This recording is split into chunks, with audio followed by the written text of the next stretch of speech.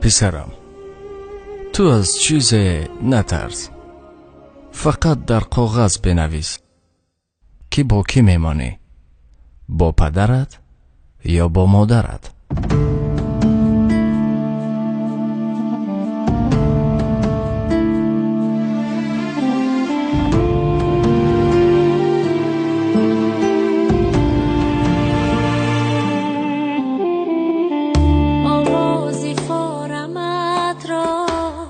چشمی گناه رمت را، شادی و هم غمت را من یاد کردم. آچه بالین و بسترت را، رومالکی سرت را، تو ماری در برت را من یاد کردم. آچه من یاد کردم. آچه با من نشستنت را لاجی پدری التجا بشنو،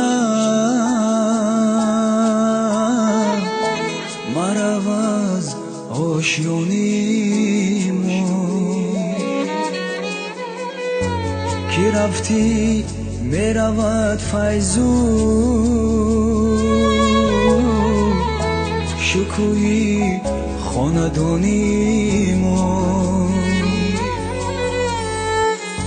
کی رفتی میرود فیضو شکوهی خاندانی ما مده ما را چو گل در پنجه بادی پریشانی بیمان تا در پناهت بیشکفه می باغبانی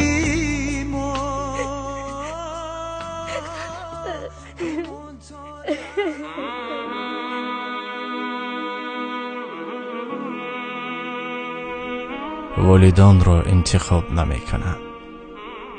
من با عائله بودن می خواهم.